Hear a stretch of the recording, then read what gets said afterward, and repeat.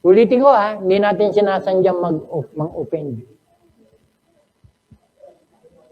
Pero kung ito yung hinihingi ng ating pag-aaral, katulad nun, pag pinag-usapan natin, sundin ang kalooban mo. Ano yung on top of the list ng kanyang kalooban? Kabanalan. Obedience. Good works. Kapag pinangaral mo yung opposite niyan, marami ma-open. Bakit? May tatamaan at tatamaan. Tama? So, hindi si Pastor Bob nagsasalita. Siya ay tagapagsalita lang. Ano yung pinapangaral natin? Ang kanyang salita. Look at verse 9. As the Father hath loved me, so have I loved you. Underline the word continue. Continue ye in my love. Alam niyo yung word na continue? That's the same word for the word abide.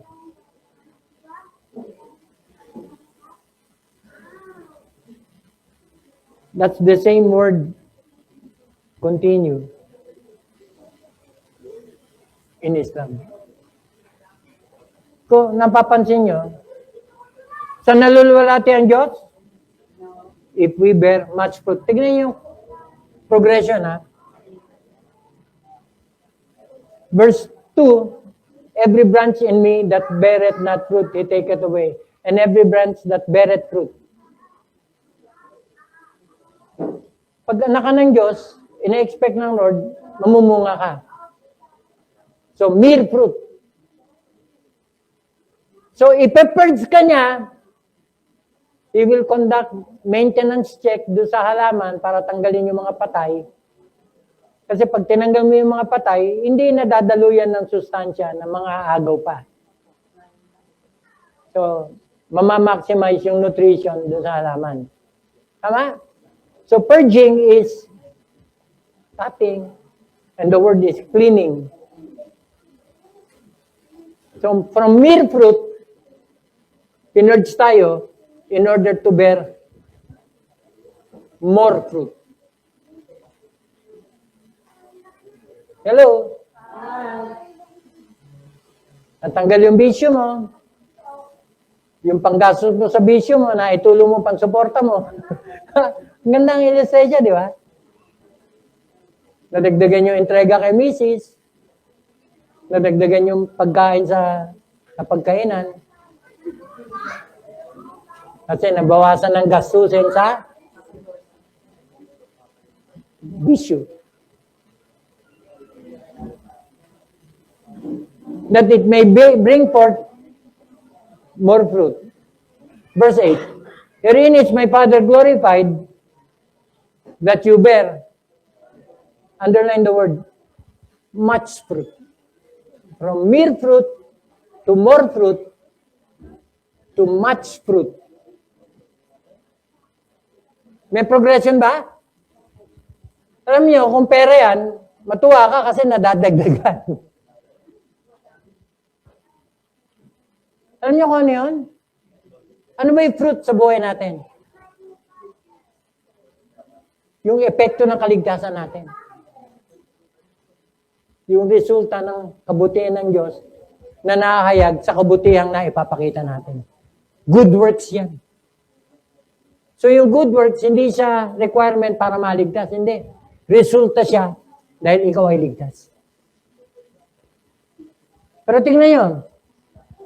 Hindi natapos sa much fruit.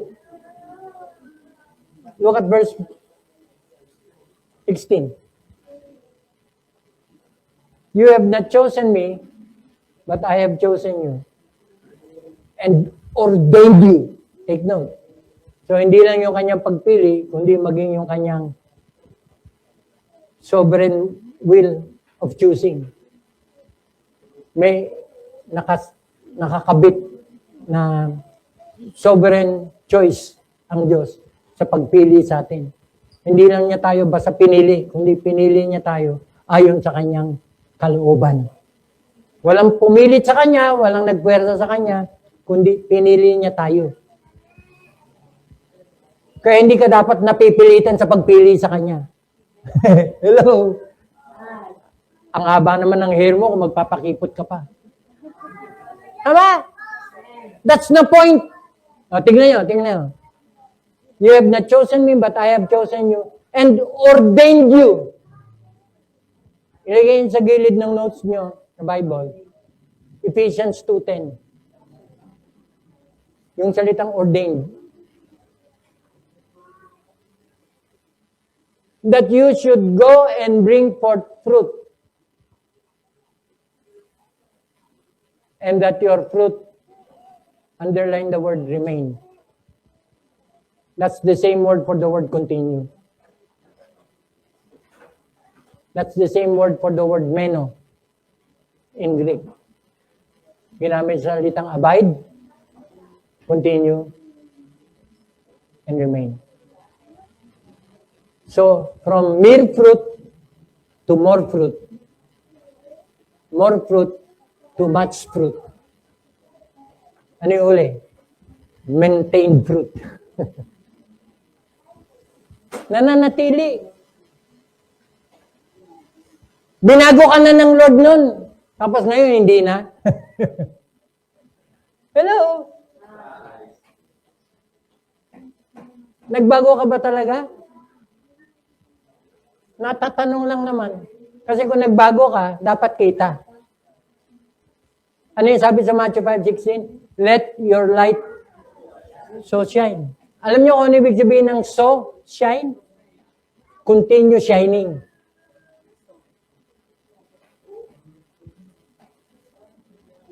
Hindi ka psychedelic light na kumukuti-kuti itap lang. We are to constantly shining as a beacon. O, yung mga marine dyan, mga naval personnel dyan. Alam niyo ibig ko sabihin ng beacon? Yan yung lighthouse na nagsisilbing giya sa mga barko. Para pagkagabing nagbibiyahe sila, hindi sila sasalpok sa island. Kasama sa navigational guide yan, na, ito yung number na ganito. May number yung mga beacon, yung mga lighthouse. At gumagabay yan sa kanilang direction sa pagbiyahe. Tama? Kap? So, anong sinasabi ko? We are the beacon.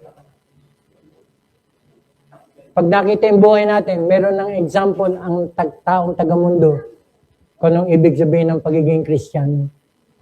Kaya ganyan yan kasi Christian yan. Kaya wag mo nang piliting uminom yan. Sige na! Tsak, may kakampi sa'yo na. Wag mong pilitin yan. Kasi hindi natin pareho yan. Why? Because you have been a beacon. Beacon na, hindi bacon. Bacon kasi kinakain eh. At masarap ang bacon pag tostado. We are beacon. We are the lighthouse. Light that guides. Alam niyo, saan nagagamit yung pagiging beacon natin, kapatid? To guide people to Christ.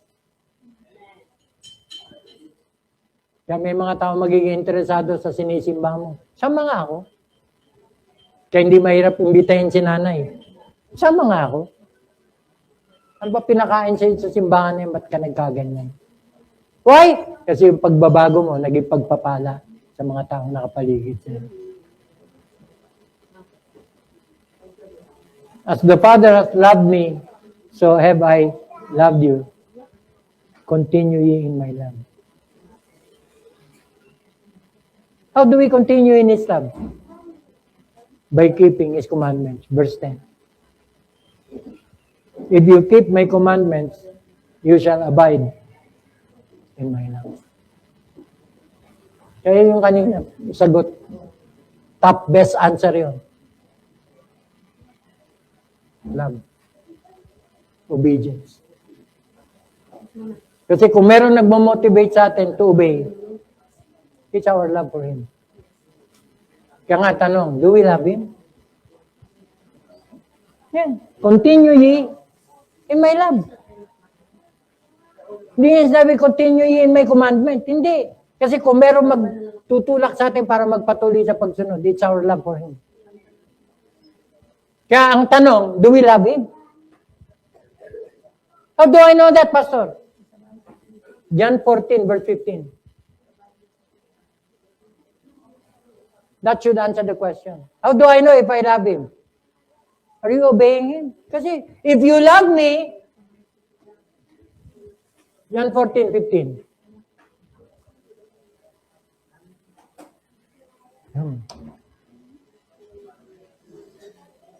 How do we know if we love Him? Kaya hindi niya tinanong, continue in my commandments. Hindi niya sinabing ganun. Sabi niya, continue in my love. Why? Because if you truly love Him, you will continue in His command. Walang pag-uusapan. Ba't ka sumusunod? Mahal ko siya. Ebidensya yung pagsunod ng ating pagmamahal. Kaya sino pupunta sa impyerno? Yung walang pagmamahal sa Diyos. Kaya tanong, ngayong umaga, do we truly love the Lord? Dapat maghanap ka ng ebidensya. Patunay na talaga nagmamahal tayo sa Kanya. In fact, isang pwedeng mabigat na patunay, pagsisimba. Kung totoo sa puso natin, yung relasyon natin sa Panginoon, hindi ka mawawala rito. Hello? Hi. Kung paanong pag ang isang lalaki nagmahal sa babae, halos ayaw mong hiwalayan.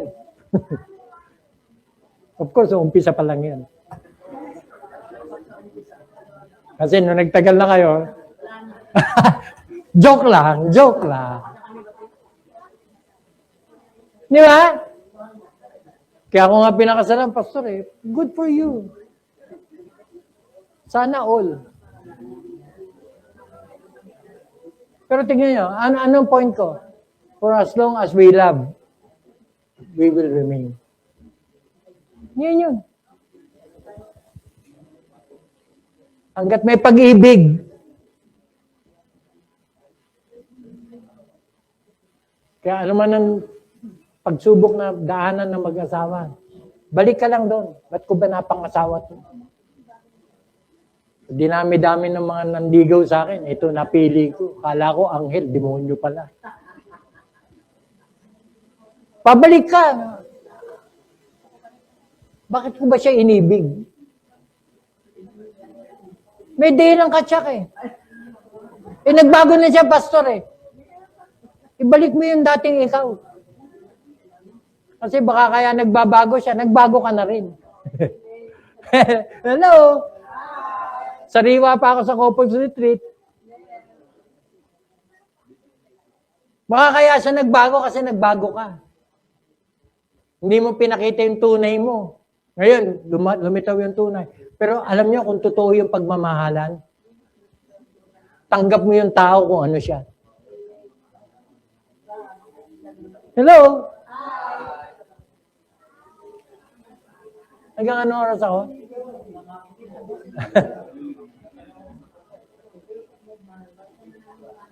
Close connection between connection and continuation.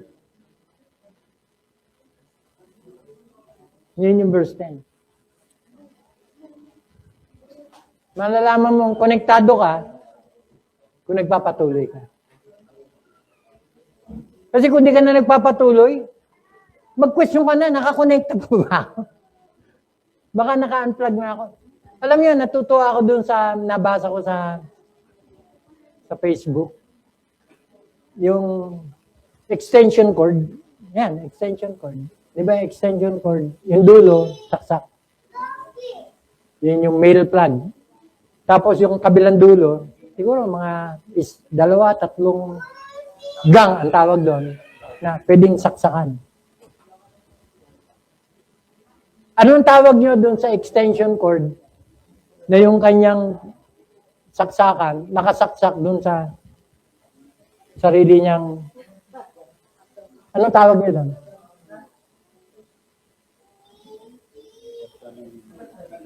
Bukod sa wala siyang power na makukuha, anong tawag nyo doon? Na yung extension cord sinaksak sa sarili niya.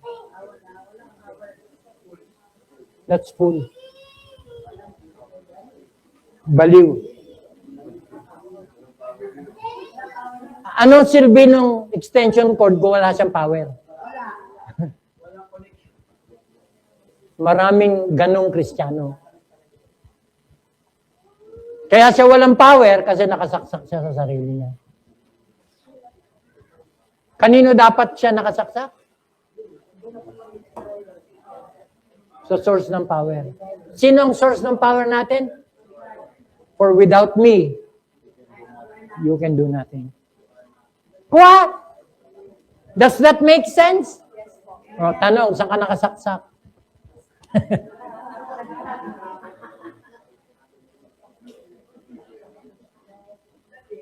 Tama ba?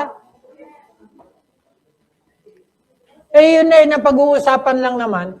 Pinag-uusapan na rin lang natin, pag-uusapan na natin ng tama. Huwag na tayo magpaligoy-ligoy pa. Kasi this will change the direction of our life sa 2026.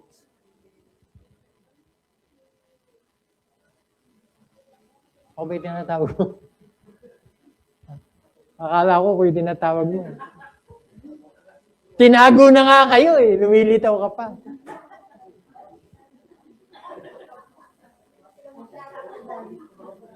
Kasi ganun ang ganun si PB. Ako ba yun? Gusto niya ako palapitin.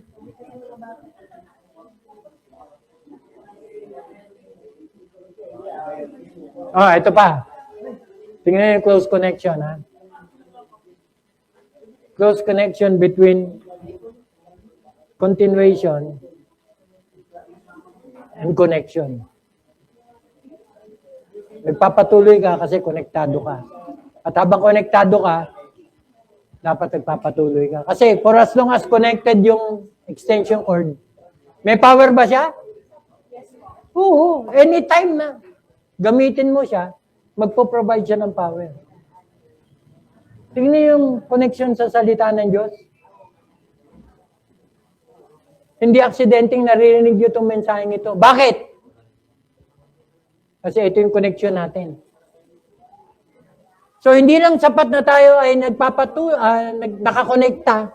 Dapat, napakalaga rin na tayo ay nagpapatuloy.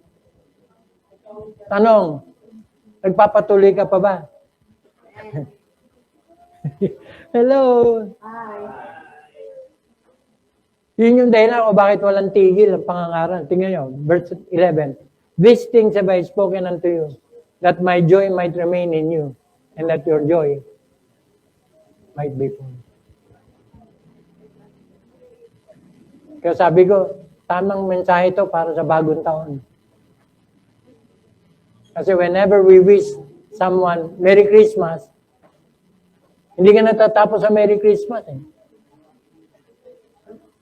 Happy and joyful New Year. Do you want your New Year to be joyful? Continue in His Word. Yeah. These things have I spoken unto you, that my joy might remain in you. So for as long as we continue listening to God's Word, imbis na pangilagan mo, imbis na ma-open ka sa naririnig mo, i-injure mo, i-absorb mo, i-apply mo, yun lang naman ang dahilan kung bakit nagagalit ka kasi ayaw mong tanggapin kung ano yung makakabuti sa'yo. Tama? Ayaw mong itama yung mali mo. Ayaw mong ituwid yung baluktot mo.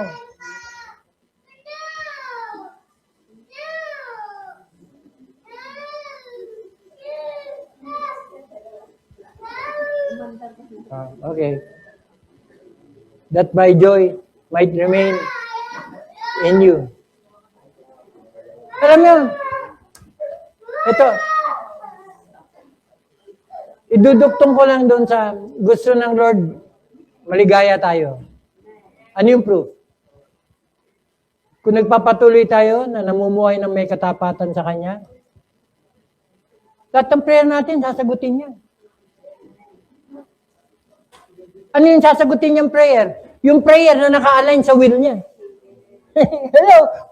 Huwag niyo akong malihin, ha? Baka sabihin, sinabi ni Pastor, lahat ng hinihingi ko, bibigay niya. Hello? The first part. If you abide in me and my words abide in you, you shall ask what you will and it shall be done unto you. Unahin muna natin, umayos yung buhay natin na naka-align sa Kanya. Hindi yung will lang natin. Hindi ka nakasaksak sa sarili mong extension.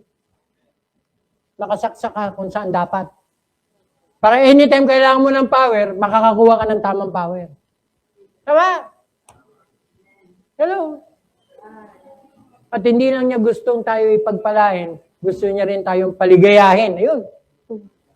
Verse 11. At hindi lang basta ligaya. Ang sabi niya, that your joy might be full. Hindi ka lang liligaya. Paapawin niya yung ligaya mo. Oh, tanong, maligaya ka ba? Hindi nga, pastor eh. Said ako, said. Oh, bakit? No, totoo. Gumagawa ba akong kwento? Hindi. Dumarating tayo sa buhay minsan na said tayo. Wala tayong kaligaligaya. Why? Something is wrong.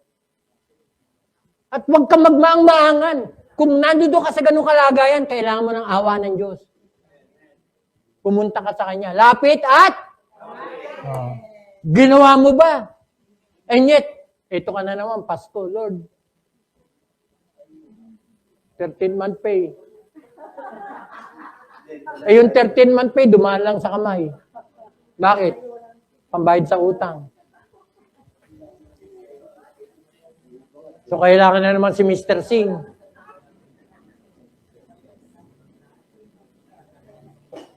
Alam mo yung pagpapala ng Lord, pag dumating, nakakaligaya. Kung pinagpala ka tapos di ka maligaya, something is wrong.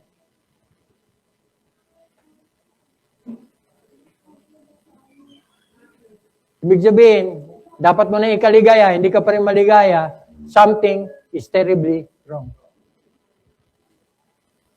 Kasi imbis na nagpapasalamat ka, nagrereklamo ka. Lord, ito lang, kulang pa sa... Teka muna, bakit ka ba nagkautang? Hello?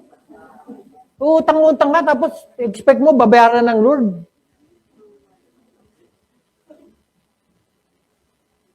Hindi ko sinasabing bawal mangutang. Pero alam nyo, huwag kang mangutang, hindi mo kayang bayaran. That's a rule. Kaya isang requirement sa pangungutang, nagbibigay ang collateral eh. Para kung wala kayo pambabayad, bayad ka na. What? Ano sineshare mo, Pastor? Nagpapatama ka naman. Hindi, kasama to sa preaching na gusto mo magaang na buhay, pagaangin mo. Kasi kaya mabigat ang buhay, kasi pinabibigat mo. Hello? Mali ba si Pastor? Kasi gusto niya paligayahin tayo eh. At hindi lang basta maligaya. Umaapaw that your joy might be full. Kaya sa akin, yun yung totoo na siksik, liglig. Pag pinagpala tayo ng Lord, talagang hindi mo pagsisisihan. Magpupurit, magluluwalhati ka sa Diyos. Why? Kasi sabi sa huling verse ko na yun eh. Bakit ba ihuli ko yun? Psalm 84 verse 11, Ina. Hindi aksidente na binebless ka ng Lord. Dahil Christian ka, i-bless ka na niya, deserve mo na i-bless. Hindi. May ginagawa tayo, kaya tayo ka-bless-bless. If you abide in me and my word abide in you, you shall ask what you will and it shall be done unto you. Yan yun. No good thing will He withhold from them that aligns with His will, from them that walk uprightly. Why? Because, mali, hindi yan. Psalm 84. Kaya pala sabi ko, nagsasalita na ako. Iba yung reaction nyo. Tingnan nyo, anong tawag dyan sa Diyos? Sun? Shield. Sun, bukod sa nagbibigay liwanag, huwag niyo kalilimutan, sun is the source of life. Alam niyo, pagka hindi sumikat ang araw ng ilang panahon, maraming mamamatay sa mundo. Why? Kasi sun is the source of life. In fact, yung taong hindi masyado naaarawan, nagkakasakit. Kasi may vitamin ang sunshine. Vitamin D. He is also a shield. Bakit shield? He is our protection. Hello? So yung blessing na darating sa isang Kristiyano, nakasalalay kung ano siya.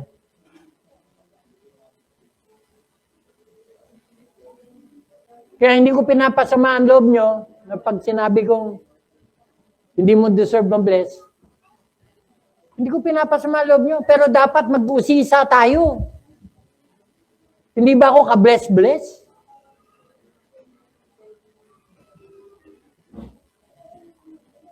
Hello?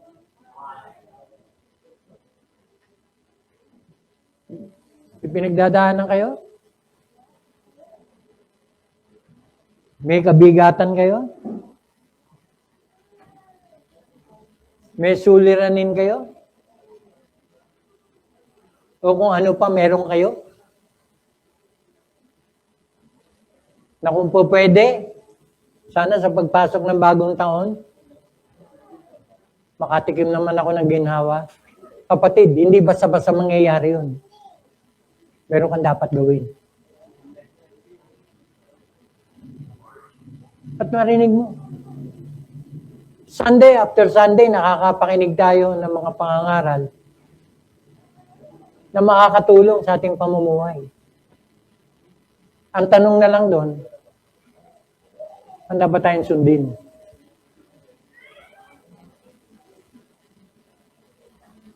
Handa ba tayong sumunod? Kasi kung puro lang tayo pakinig, walang tupad, huwag mong asahan. May matatanggap ka. Tama? Bakit? If you abide in me, and my words abide in you, you shall ask what you will. It shall be done unto you. For without me, you can do nothing. Kanino totoo ito? Doon sa mga may relasyon sa Kanya. Kung anak ka ng Diyos, isa ka sa mga tupa, my sheep hear my voice, I know them, and they follow. Panginoon, salamat sa inyong salita. Naming narinig. Salamat, Panginoon, sa pangunawa na inyong binigay upang ang mga salita naming napakinggan, Panginoon, ay magkaroon ng kahulugan sa aming buhay. At ang kahalagaan nito, Panginoon, sapagkat dito nakasalalay ang aming pagiging tunay na anak, tagasunod, alagad ni Kristo. Kung kami nga ay tunay na tumatalima sa Kanyang mga kautusan. Biling ko po, patuloy kayong gumabay upang, Panginoon, yung mga prinsipyo ang aming napakinggan ay maisakatuparan sa aming pang-araw-araw na pamumuhay. Gabayan niyo, Panginoon, ang bawat isa na kami mamumuhay ng malapit at nakakapit sa inyo, Panginoon. Salamat sa bawat isang nandirito ngayong umaga. Patuloy nawa, maging totoo sa aming buhay ang mga prinsipyo ang aming napakinggan. Kung ito, Panginoon, ay aming tatalikdan at susundin sa aming buhay. Salamat po. Pinupuri ka namin sa batabos sa Panginoon Kristo Jesus. Amen.